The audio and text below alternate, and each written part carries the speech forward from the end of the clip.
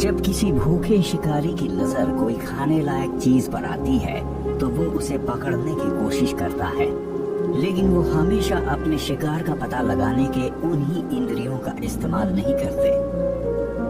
बहुत कुछ वहाँ के कुदरती माहौल पर भी निर्भर करता है। बर्फीले उत्तर में बहुत ज्यादा दूर तक देख पाना आसान नहीं है। यहाँ लगभग हर चीज सफेद है या फिर वो बर्फ के नीचे दबी हुई है। यहाँ सूंघने की काबिलियत सबसे ज्यादा कम आती है और उत्तर दिशा में बढ़ते हुए पोलर बेयर उसी का इस्तेमाल करते हैं, शायद अपने दिमाग में किसी सील की याद लिए। ये शब्दों में तो नहीं सोच सकता, पर इसका दिमाग अलग अलग आवाजों, गंध और आकृतियों को याद रख सकता है। अपनी सूंघने की काबिलियत से इसने पता लगा लिया है कि यहाँ पास ही लेमिंग्स हैं। ये उनके खोदने की आवाज भी सुन सकता है, पर उन्हें देख बिल्कुल नहीं सकता।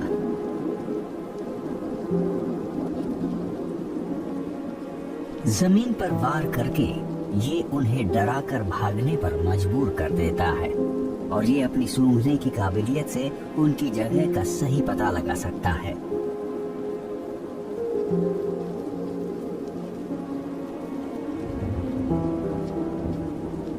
लोमड़ियां भी पोलर बेयर्स जैसी खूबियों का इस्तेमाल करती हैं, पर उनसे बेहतर।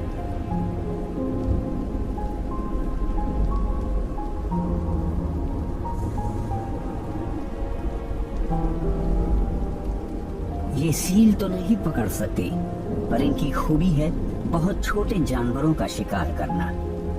हम जानते हैं कि मैमल्स के पास थोड़ी बहुत याददाश्त होती है, जिसकी बदौलत वो कुछ खास तरकीबों को याद रख पाते हैं और उनकी जगहों पर वापस आते हैं जहां किस्मत ने उनका साथ दिया था।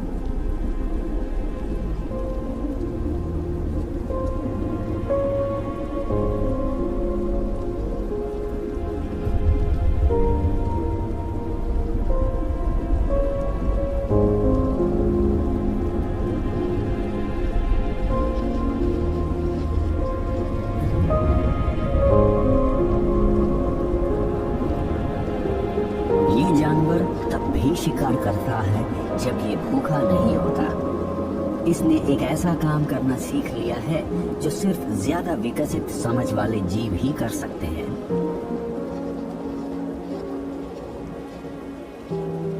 इसने खाना जमा करना सीख लिया है। जब ये भूखी नहीं होती तो लोमड़ियां अपने शिकार किए हुए लेमिंग्स को छिपा देती हैं ताकि जरूरत पड़ने पर उन्हें निकाल सके। ये समझदारी की वो निशानी है जिसकी बदौलत हमें सबसे होनहार जानवरों के सोचने के तरीके को समझने में मदद मिल सकती है।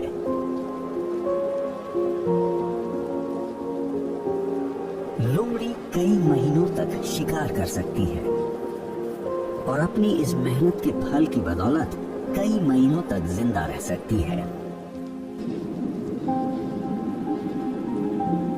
भालू लोमड़ियों से कम समझदार नहीं होते, बस उनकी जरूरतें वैसी नहीं होती। ये कई महीने कोई भी शिकार किए बिना रह सकते हैं। वहीं दूसरी तरफ नॉर्दर्न गॉसहॉक को रोज शिकार करना पड़ता है।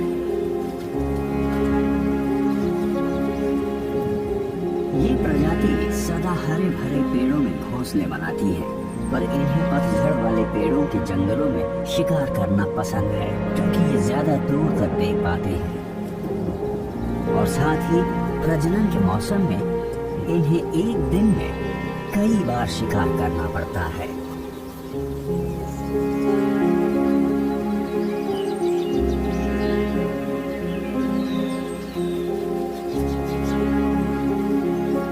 बच्चों का चिड़चिड़ापन अपने माता पिता को लगातार खाना ढूंढने के लिए मजबूर कर देता है। ये जिम्मेदारी का एहसास नहीं है जो इन्हें मजबूर करता है, बल्कि इनकी फितरत है। सही कहा जाए तो माँ बाप बनने से आया बदला, माता पिता होने का एहसास पर सिर्फ एक फितरत ही है। समय के साथ वयस्क गॉसहॉक इसमें माहिर हो जाते हैं और हर बार अंडों से बच्चे निकलने पर और अच्छे माँ बाप बन जाते हैं। ये इस जोड़े का नर है और इस पर इन भावनाओं का बहुत गहरा असर हुआ है। ये घबराया हुआ है क्योंकि इसके बच्चे इसे परेशान कर देते हैं, मगर इसी वजह से ये किसी तरह का खतरा या शिकार को पता लगाने में माहिर हो गया है। प्रजनन के मौसम में ये अपने आसपास मौजूद हर चीज को बढ़ा चढ़ा कर देखता है। हार्मोन्स में आए बदलाव की वजह से ये सुपर गॉसहॉक बन गया है।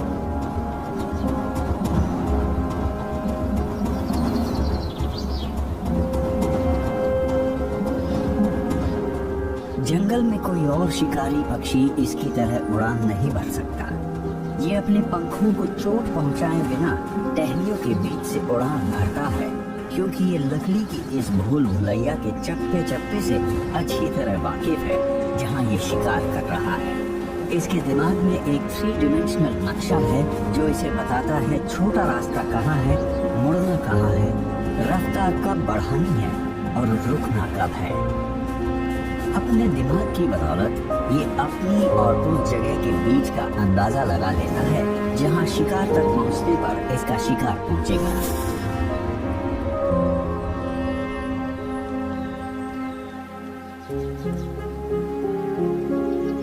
गॉसहॉक्स हमेशा तेजी से शिकार करते हैं और उनकी सबसे बड़ी काबिलियत है हमला करते हुए ऐन मौके पर अपनी रफ्तार बढ़ा लेना।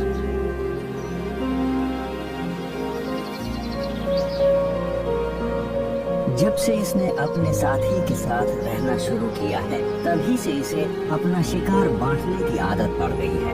ये उसे खाने की जितनी ज्यादा चीजें लाकर देता है, मादा इसे उतनी ही बार मिलन करने देती है।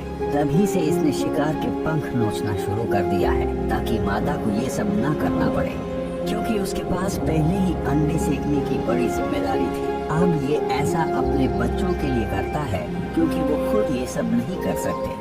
शायद ये थोड़ा सा खा भी लेता है, छोटे छोटे से निवाले जो इसे शिकार करते रहने के लिए ताकत देंगे, लेकिन इसके अंदर की भावना इसे इस शिकार को अपने घोंसले पर ले जाकर सबके साथ बांटकर खाने या उसे पूरी तरह से उन्हें देने के लिए मजबूर कर रही है। शायद इस दौरान इसके शरीर में कुछ ऐसा होता है जिससे इसे कम भूख लगती है या कम खाने से ही इसकी भूख मिट जाती है। प्रजनन के मौसम में नर सिर्फ जिंदा रहने के लिए ही खाते हैं। असल में इस दौरान नर का वजन बहुत घट जाता है, पर इसकी अगली पीढ़ी को आगे बढ़ने का अच्छा मौका मिलता है।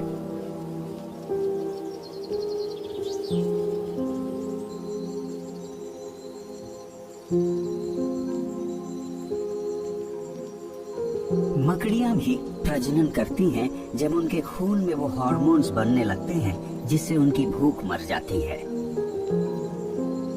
क्योंकि अगर उन हार्मोन्स की वजह से इन्हें भूख लगना बंद ना हो तो ये अपने बच्चों को ही खा जाएंगी। अगर हम उन चीजों का अध्ययन कर सके तो शायद हम इंसानों में मोटापा खत्म कर सके। हालांकि इससे ज्यादा अच्छा होगा शारीरिक कसरत करना। हैरानी की बात है कि मकड़ियां हिलती नहीं है, बिल्कुल भी नहीं, लगभग अपनी पूरी जिंदगी में कभी नहीं, सिवाय उन 2-3 घंटों के जो उन्हें जाल बुनने में लगते हैं।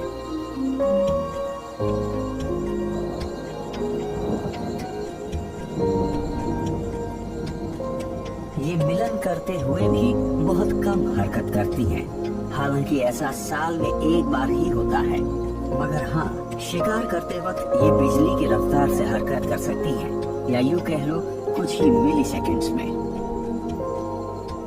जाल बनाने में माहिर ये मकड़ियां लगभग हर समय चौकन्ना रहती है, जिसका मतलब होता है कई दिनों या हफ्तों तक बिना हिले रहना, एक ही पोजीशन में, वो भी शरीर के अकड़े बिना।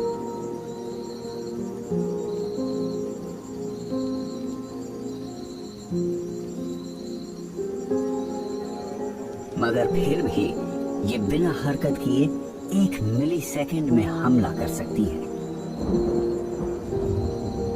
ये ऐसा इसलिए कर पाती हैं क्योंकि जानवरों की दुनिया में इनकी मांसपेशियों की बनावट बहुत अनोखी होती है।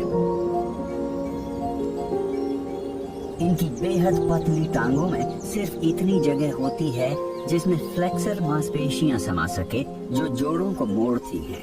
मकड़ियां उनमें खून भरकर उन्हें लंबा कर लेती हैं, किसी हाइड्रोलिक सिस्टम की तरह। मांसपेशियों के इस हाइड्रोलिक सिस्टम की वजह से वो बहुत तेजी से हमला कर पाती हैं।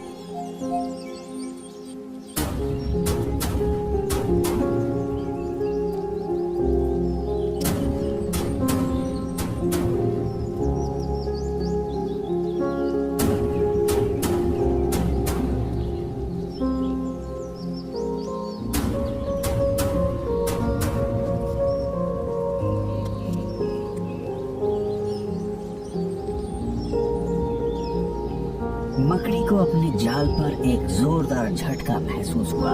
उसके कमाल के रिफ्लेक्सेस ने हमले को वक्त रहते रोक दिया। इसे हालात का अंदाजा लगाना होगा। उसके जाल में आए तनाव से मकड़ी को पता चलता है कि उसके जाल में फंसने वाला शिकार काफी भारी है, जिसका मतलब है कि वो ताकतवर भी है। कोई कदम उठाने से पहले मकड़ी को पक्का करना होगा कि जाल में जो भी फंसा है वो बेबस हो जाए। शिकार भी समझने की कोशिश कर रहा है कि क्या हुआ है। इसे नहीं पता कि इसके साथ क्या हुआ है, पर इसे कुछ नजर आया है जिससे ये डर के मारे जम गया है।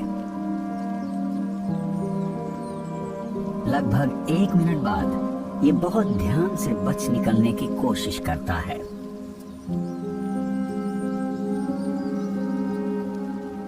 मकड़ी को इसके भागने की कोशिश का पता चल जाता है और वो हमला कर देती है।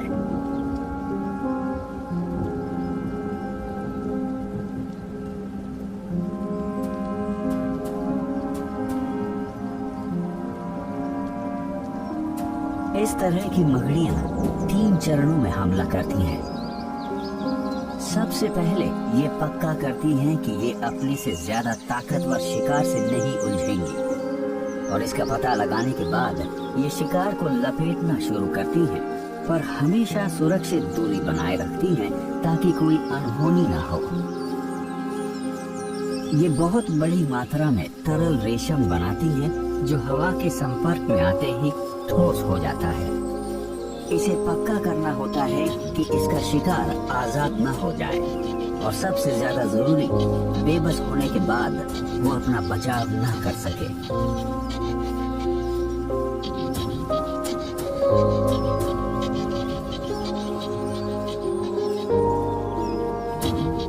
टिड्डे की टांगें बहुत ताकतवर होती है, और एक जोरदार लात मकड़ी की टांग तोड़ सकती है या उसके ढांचे को चटका सकती है।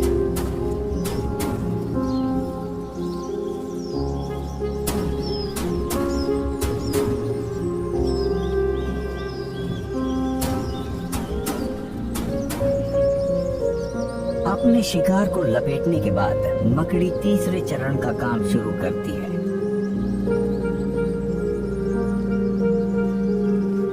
ये अपने शिकार को अपने कलिसराइड से काटती है और उसमें जहर छोड़ देती है। अगर इतना बड़ा शिकार जल्दी मर जाए तो ये मकड़ी के लिए अच्छा होगा।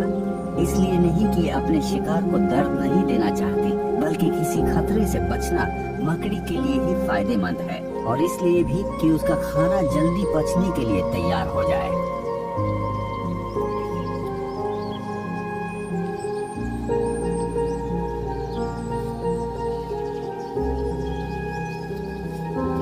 मकड़ियां अपने शिकार के शरीर में जो जहर छोड़ती है वो उनके शरीर को अंदर से गला लेता है। अब सिर्फ कुछ ही वक्त की बात है।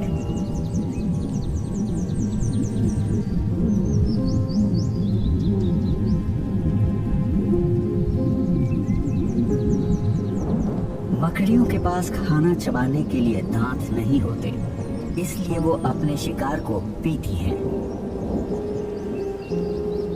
वो मकड़ियां जो जाल बुनती हैं, इतनी सटीकता के साथ शिकार करती हैं कि उनकी कामयाबी की दर लगभग 100% होती है।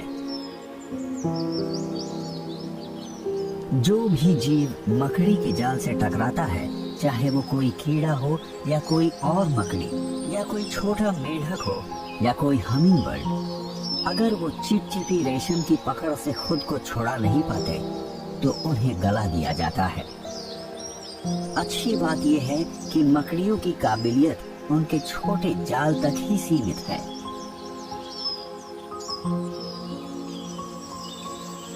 ये पता लगाना बहुत मुश्किल है कि जानवरों के अंदर इंद्रियां कैसे काम करती हैं। उन दृश्यों की कल्पना करना जो कीड़े अपनी नन्ही नन्ही आंखों से देखते हैं, या पता लगा पाना कि वो क्या सुनते हैं, क्या सूंघते हैं, या वो उन अंगों से क्या पता लगाते हैं जो किसी और रीढ़ की हड्डी वाले जीव के पास नहीं है, किसी के भी होश उड़ा देगा। ये पता लगा पाना नामुमकिन है कि वो जीव जिनके दिमाग हमारे दिमाग से इतने अलग हैं, उस जानकारी का इस्तेमाल कैसे करते हैं जो उन्हें मिलती है। हम उनके बर्ताव से कुछ ही चीजें समझ सकते हैं, लेकिन फिर भी इन्हें करीब से देखना काफी दिलचस्प हो सकता है। जैसे मिसाल के लिए इस बात का पता लगाना कि क्या एक मैंटिस दूसरे मैंटिस पर हमला करेगा अगर वो ये समझ जाए कि उसका शिकार उसी की प्रजाति का है।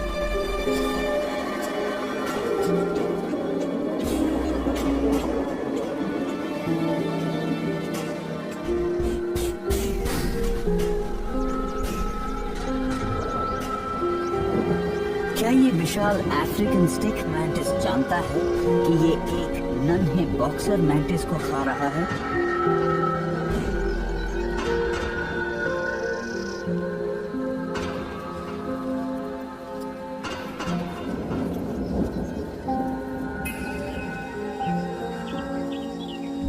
प्रतिद्वंदी शेर एक दूसरे को मार डालते हैं, लेकिन वो अपने दुश्मन को खाते नहीं हैं। जब एक मैंटिस का सामना उसी के आकार के दूसरे मैंटिस से होता है, तो ऐसे में मुठभेड़ का नतीजा एक ही हो सकता है।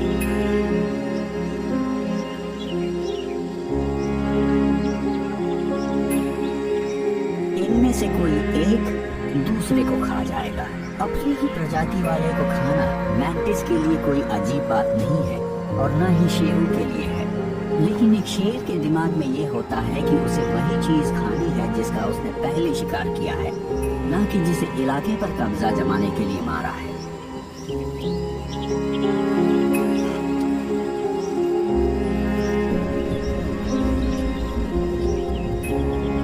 वहीं दूसरी तरफ मैंटिस दूसरे मैंटिस को ऐसे खा जाते हैं जैसे कि ग्रास हॉपर या किसी दूसरे कीड़े को खा रहा, और प्रजनन का मौसम आने तक ये हर मुमकिन चीज को खा जाते हैं। उसके बाद मिलन के लिए बनने वाले हार्मोन्स नर और मादा के बीच इस फितरत को खत्म कर देते हैं, वो भी लगभग हर बार।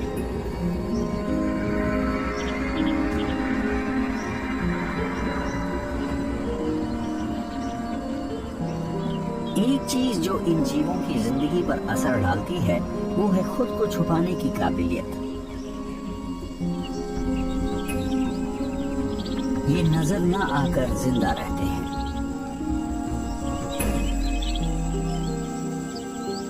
इसीलिए नकल करने वाले मैंटिस का दिमाग, जैसे ऑकिन मैंटिस, पौधे की ज्यादा से ज्यादा नकल करने के लिए प्रेरित करता है।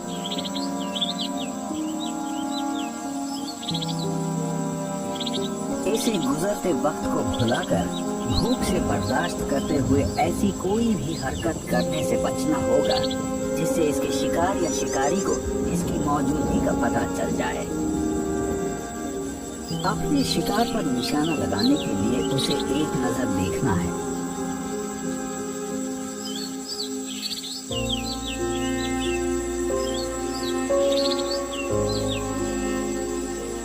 और ये उसे बीच हवा में ही पकड़ लेता है। हम ये समझ सकते हैं कि मैंटिस अपने शिकार और दूसरे जीवों के बीच फर्क कर सकते हैं और पता लगा सकते हैं कि किस जीव से खतरा है और किस से नहीं है। ये नर और मादा के बीच फर्क भी कर सकते हैं। लेकिन अगर कोई मक्खी बहुत पास आ जाए तो क्या ये कोई चाल हो सकती है? कोई भी अनजान चीज हमेशा डरावनी लगती है, पर इस फ्लावर मैंटिस को डर नहीं लगता। लेकिन इसे अपने शिकार के खुद पर बैठने की आदत नहीं है।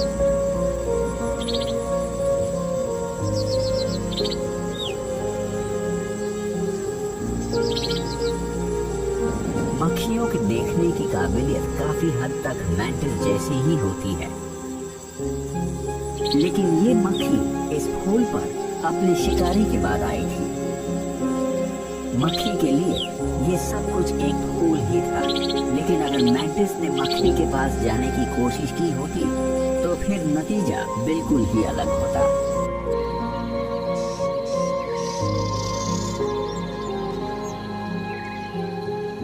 जानवर किसी भी चीज के मुकाबले डर की वजह से जिंदा रह पाते हैं, जो इनके बचाव का मुख्य तरीका है।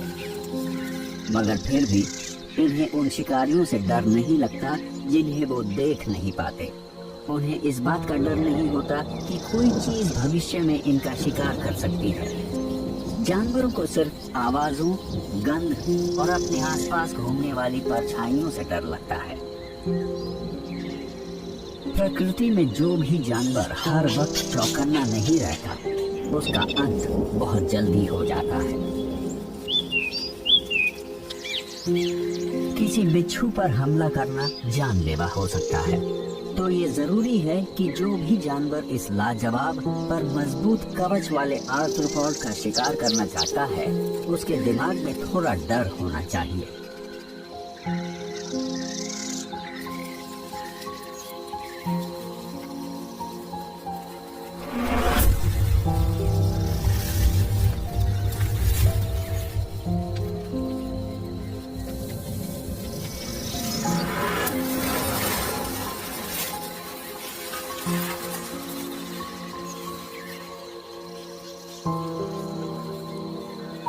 बिच्छू के पास चाबुक जैसी पूंछ होती है जो बहुत तेजी से हमला कर सकती है, और ये रेप्टाइल उन कमजोर हिस्सों की पहचान कर सकता है जहां इसे बिच्छू के हथियारों को नाकाम करने के लिए काटना है।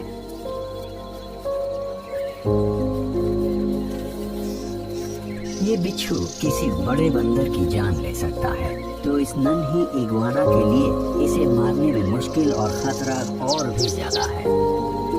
मगर फिर भी हालात इस नन्हे शिकारी के काबू में है। इसकी समझ और फुर्ती बिच्छू की जहरीली पूंछ से बचने के लिए पूरे तालमेल से काम करते हैं। शायद इस बिच्छू को इग्वाना के स्केल्स के बीच डंक मारने की जरूरत है ताकि उसका जहर असर दिखा सके, और बिच्छू के ज्यादातर हमले इग्वाना के स्केल्स को भेद नहीं पाते।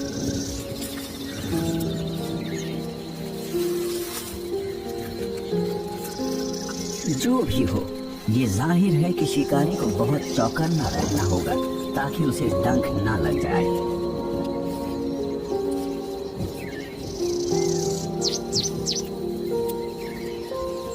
सबसे अजीब बात होती है शिकार का शिकारी की उम्मीद से विपरीत बर्ताव करना, जो है अपने हमलावर को डराने के लिए उसकी तरफ बढ़ना। इससे शिकारी की सुध भंग हो जाती है और वो शिकार को मारने का इरादा छोड़ देता है, शायद खुद की जान बचाने के लिए।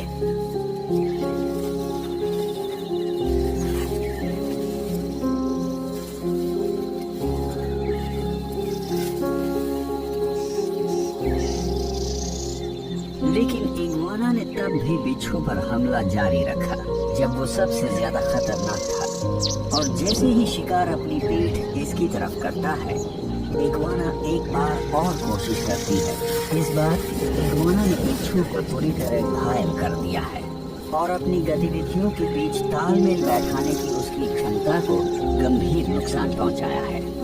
शिकार पूरी तरह घायल हो गया है और मरने ही वाला है। अब इग्वाना की फितरत उसे बताती है कि उसे तब तक इंतजार करना चाहिए जब तक बिच्छू पूरी तरह हिलना बंद नहीं कर देता। इसका दिमाग इसे बता देता है कि कब हमला करना है और कब पीछे हटना है, या कब बिना डरे इंतजार करना है और कब अपने शिकार को खाने के लिए आगे बढ़ना है।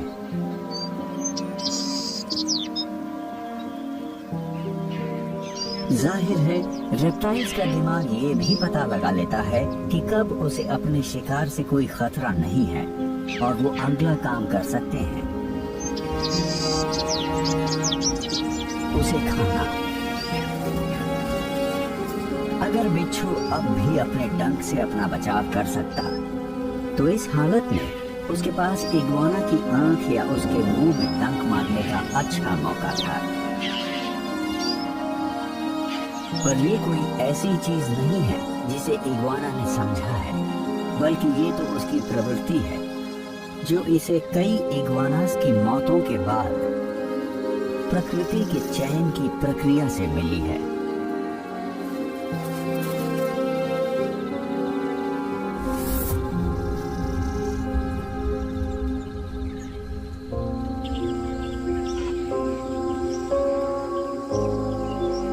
सबसे अच्छा हमला होता है दूर से किया गया हमला, उतनी दूरी से किया हमला जो संभावित शिकार के बचाव के सभी तरीकों को नाकाम कर दे। और अपने बचाव सुनिश्चित करने के लिए अपने शिकार को बिना किसी खतरे के पकड़ना। शिकार में अपने शिकार के रंग और आकृति को अच्छी तरह समझने की काबिलियत होनी चाहिए ताकि खतरनाक जीवों से बचा जा सके, चाहे वो डंक मारने वाले जीव हो या वो जीव जो उन्हें खाने वालों के लिए जहरीले साबित हो सकते हैं। गिरगिट भी ऑर्किड मैंटिस की तरह ही बहुत धीरे धीरे आगे बढ़ते हैं। कीड़े मकोड़ों को इसकी चाल से कोई डर नहीं लगता अगर ये दूर रहे।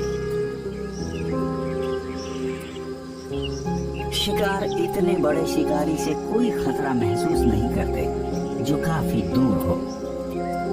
किसी कीड़े का दिमाग अपनी तरफ तेजी से आने वाली किसी चीज से बचने के लिए प्रतिक्रिया कर सकता है, लेकिन गिरगिट अपने शिकार के सुरक्षित इलाके में जाए बिना उसका शिकार कर लेते हैं।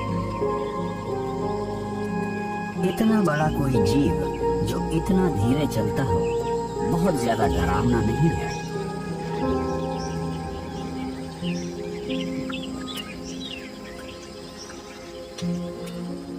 गिरगिट की निशानेबाजी, जिसका प्रदर्शन वो ठीक उस जगह पर अपनी जीभ से निशाना लगाकर करता है जहां उसकी नजरें टिक जाती हैं, और ये हमला इतना सटीक होता है कि ये छोटे कीड़ों को भी पकड़ सकता है जो कि सबसे ज्यादा फुर्तीले कीड़े होते हैं।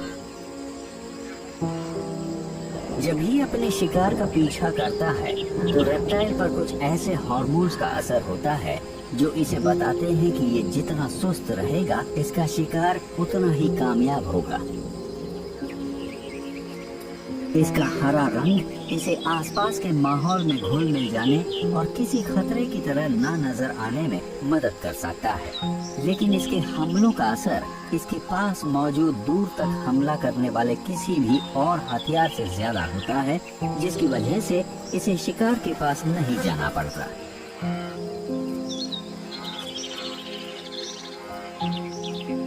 सभी जानवरों का अपना सुरक्षित इलाका होता है जो इस बात पर निर्भर करता है कि कौन सा शिकारी उनकी तरफ बढ़ रहा है, और इस गिरगिट के आकार का शिकारी ज्यादा खतरनाक नहीं लगता। मक्खियां गलत अंदाजा लगा सकती हैं। जब वो ज्यादा से ज्यादा किसी शिकारी के झपटने या हमले के लिए खुद को तैयार करती है तो गलती कर देती है।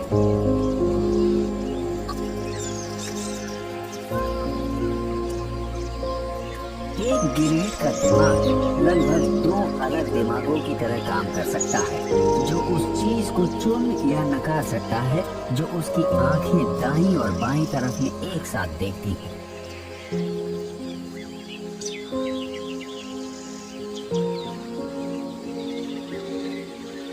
लेकिन जब इन्हें कोई फैसला करना होता है तो इन्हें दोनों आँखों को एक ही वक्त पर एक ही जगह पर केंद्रित करना होता है ताकि वो दूरी का सही अंदाजा लगा सकें और अपनी चिपचिपी जीभ से एकदम सटीक हमला कर सके।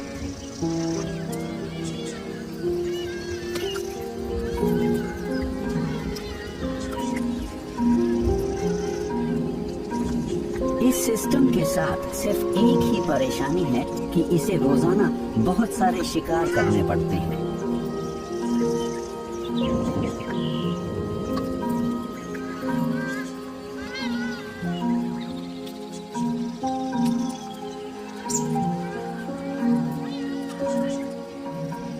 ये दौड़ नहीं सकता, पर इसकी फुर्ती और ताकत इसे होशियारी से आगे बढ़ने की काबिलियत देती है।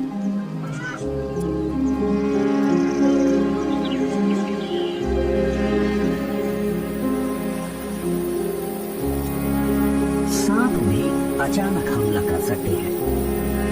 ये बहुत सब्र के साथ तब तक घात लगाकर बैठे रहते हैं जब तक शिकार बहुत पास नहीं आता। गिरगिट से अलग सांप कई दिनों, महीनों या पूरे एक साल तक बिना खाए रह सकते हैं, वो भी बिना बोर हुए। वो किसी भी चीज के बारे में नहीं सोचते, इसलिए इंतजार करने में उन्हें कोई परेशानी नहीं होती। बीता हुआ वक्त इनकी याददाश्त में दर्ज नहीं होता। ये वक्त के गुजरने के साथ ही उसे भूल जाते हैं। बिना हिले रहना ही इनका सबसे अच्छा विकल्प है। एक सांप किसी शिकार का पीछा नहीं कर सकता क्योंकि वो बहुत ज्यादा तेज नहीं चल सकता, और अगर ये बिना हिले अपने शिकार की तरफ बढ़ने की कोशिश करे भी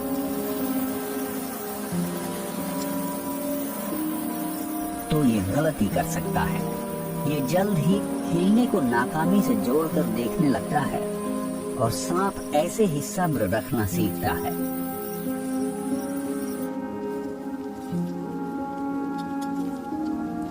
सांप सिर्फ एक ही बार तेजी से हरकत कर सकते हैं। अपनी गर्दन को एस के आकार में मोड़कर ये तब हमला करता है जब कोई जीव इसके सामने कुछ सेंटीमीटर की दूरी से गुजरता है। अगर शिकार ज्यादा दूर हो तो सांप को इंतजार करना पड़ता है। रेगिस्तान में छांव और छिपने की कोई जगह न होने की वजह से सूरज इसका वक्त से भी बड़ा दुश्मन बन जाता है। सहारा में किसी सांप को गर्मी से बचने के लिए काफी मुश्किलों का सामना करना पड़ता है। सबसे अच्छा रहता कहीं और चले जाना, और कोई शक नहीं कि इसके रिश्तेदारों की कई प्रजातियां करोड़ों साल पहले ज्यादा नम और ठंडे इलाकों की तरफ चले गए। लेकिन हॉर्न्ड वाइपर यही रह गया, और इसने गर्मी से बचने का तरीका निकाल लिया है ताकि ये इतनी गर्म रेत में भून न जाए जिस पर अंडा पकाया जा सकता है।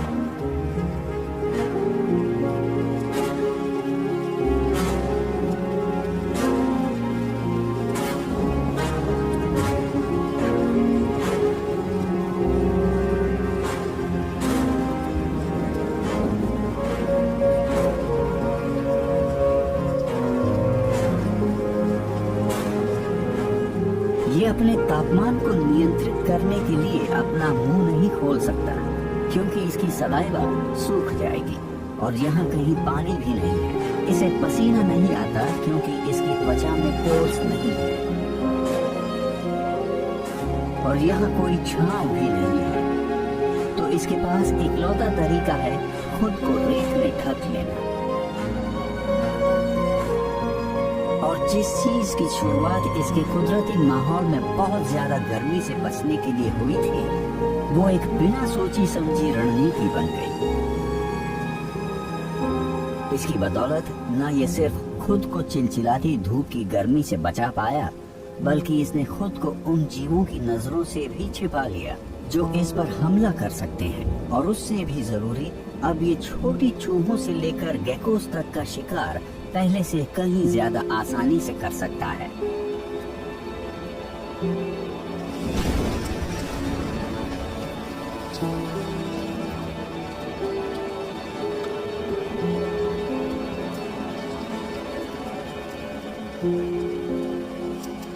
ये खुद को ठंडा रखने के लिए रेत में छुप जाता है, पर ये शिकार की सबसे बढ़िया तकनीक भी है। बाकी काम इसका जहर कर देता है। ये अपने शिकार को बाद में ढूंढ लेगा, उसकी मौत के बाद।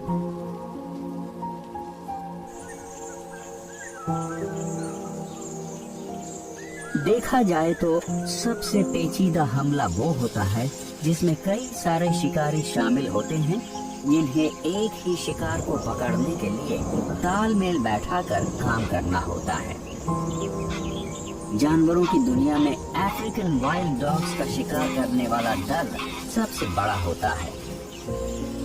हमले में पूरा झुंड शामिल हो जाता है, लेकिन अपने मकसद में कामयाब होने के लिए ये जरूरी हो जाता है कि शिकारी दल का हर एक सदस्य पहले से ही तय चीजों में जरा भी फेरबदल किए बिना अपने काम को अंजाम दे। इस खेल में गलती की कोई गुंजाइश नहीं है।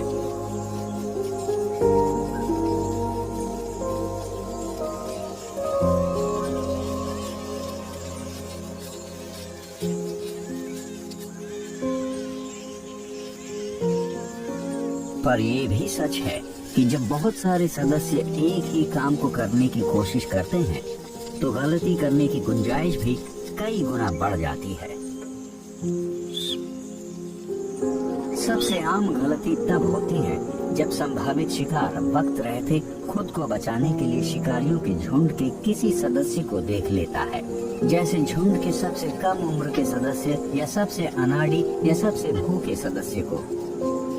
इनमें से सिर्फ किसी एक सदस्य को नजर आने या कोई आवाज करने की गलती करनी है और 19 सदस्यों का झुंड नाकाम हो जाएगा। और इस बार शिकार के लिए इतने ही डॉग्स आए थे। अक्सर डॉग्स को बिल्लियों या ज्यादातर पक्षियों से ज्यादा समझदार समझा जाता है, लगभग बंदर जितना समझदार। पर एक हद तक हम भी भेदभाव से परे नहीं है। हमें डॉग से प्यार है, जो हमारे सबसे पुराने और वफादार दोस्त हैं। मगर हकीकत ये है कि समझदारी को किसी मात्रा में नहीं मापा जाना चाहिए। हमें बेहतरीन होने की नहीं, बल्कि काबिलियत की बात करनी चाहिए। जिंदा बचे रहने के लिए हर प्रजाति को अपने आसपास के माहौल को किसी तरह समझने की काबिलियत चाहिए, जैसे थोड़ी सी याददाश्त या खास तरह की दिमागी बनावट। बेशक अफ्रीकन वाइल्ड डॉग्स, हाइनास या वुल्व्स के मामले में हम उस समझदारी का पता लगा पाते हैं जिसे हम पहचान सकते हैं। समाज में रहने वाले जानवरों की सुनने समझने की क्षमता का विकास उनके खेल, उनके औहदे और उनके भावनात्मक संबंधों से होता है। लेकिन शिकार नजर आने से पहले योजना बनाने की काबिलियत डॉग्स में भी नहीं पाई गई है। अफ्रीकन वाइल्ड डॉग्स लगभग हमेशा ही एक से दूसरी जगह जाते रहते हैं और ये हमेशा अपने इलाके में घुसपैठ करने वाले झुंडों को बाहर निकालने और खाने लायक किसी शिकार को पकड़ने के लिए हमेशा चौकन्ना रहते हैं। ये लगभग 200 वर्ग किलोमीटर जितने बड़े इलाके की निगरानी करते हैं और इनके शिकार करने का तरीका इनके जीने के तरीके से मेल खाता है। वो हमेशा इधर उधर ताक झांक करते रहते हैं। इनका रंग शिकार करते वक्त नजर न आने में इनकी मदद करता है। इनका तरीका बहुत सीधा सा होता है, जिसे अमल में लाने पर वो शिकार का एक ऐसा तरीका बन जाता है जिससे बच निकलना मुश्किल है। इनके चलने का तरीका बदल जाता है और एक लाइन में चलने के बजाय ये फैल जाते हैं। ये ऐसा इसलिए करते हैं ताकि ये मादा लीडर के पीछे पीछे चलते हुए एक साथ रहे। इलाके की खूबियां, शिकार की प्रतिक्रिया और इनका अनुभव बाकी का काम कर देता है। जिस शिकार का पता लीडर अफ्रीकन वाइल्ड डॉग लगाती है, अगर वो इन्हें देखकर भाग ना जाए तो जल्द ही विंड डॉग्स उसे दाईं और बाईं तरफ से घेर लेंगे और शिकार के पास बचने का कोई मौका नहीं होगा। ये अचानक से और मिलिट्री की तरफ फैलकर हमला करने की तकनीक का मिला जुला रूप है।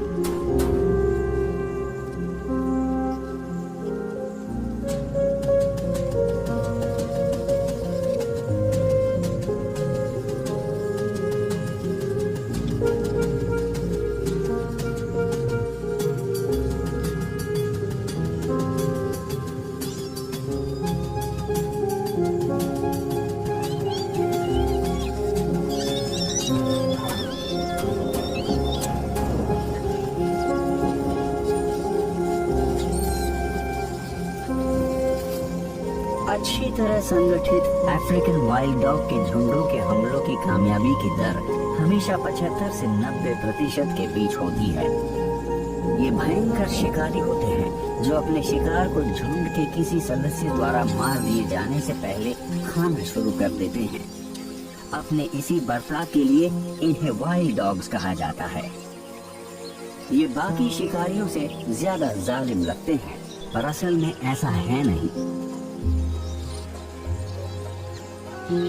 ये किसी भी और जानवर से ज्यादा जालिम या दयालु नहीं है। कुदरत में बेरहमी की कोई जगह नहीं। ये सिर्फ प्राकृतिक और जंगली बर्ताव का इंसानी नजरिया है। जो भी हो, वाइल्ड डॉग्स जिस तरह से अपने शिकार को खाते हैं, उसकी वजह से बहुत से लोग इनसे बचकर रहते हैं और इनका योजनाबद्ध तरीके से शिकार किया जाता है और कई जगहों पर इन्हें पूरी तरह खत्म कर दिया गया है। असल में ये अफ्रीका के ज्यादातर इलाकों से गायब हो चुके हैं।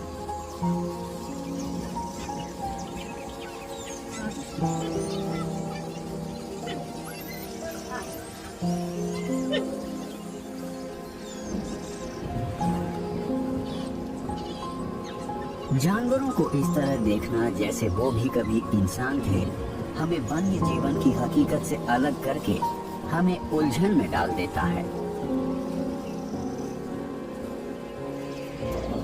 कुछ लोगों को लगता है कि वो किसी तेंदुए या किसी हाथी से दोस्ती कर सकते हैं। ऐसे भी लोग हैं जो शेर को पालतू बनाकर रखते हैं। ये एक खतरनाक खेल है जो इसे खेलने वालों के नादानी को दिखाता है। एक शिकारी हमेशा शिकारी ही रहता है। यहाँ तक कि डॉग्स भी अपनी पुरानी फितरत को अंदर दबाए रखते हैं। लेकिन मांसाहारी जीव अपने शिकार से ज्यादा बुरे नहीं होते, ना ही उनसे बेहतर होते हैं। मांस खाने वाले जानवर बुरे नहीं होते, ना ही अच्छे होते हैं। हर जानवर अपने कुदरती माहौल के लिए बहुत जरूरी होता है। विकास की प्रक्रिया अपना काम करती रहती है, जिसकी वजह से एक नपातुला युद्ध जो रोजाना अलग प्रजातियों के बीच लड़ा जाता है। जो शिकार करते हैं वो अपने शिकार की तकनीक को बेहतर बनाते हैं, जबकि जिन्हें अपना बचाव करना होता है वो खुद का पकड़ा जाना और ज्यादा मुश्किल बनाते जाते हैं।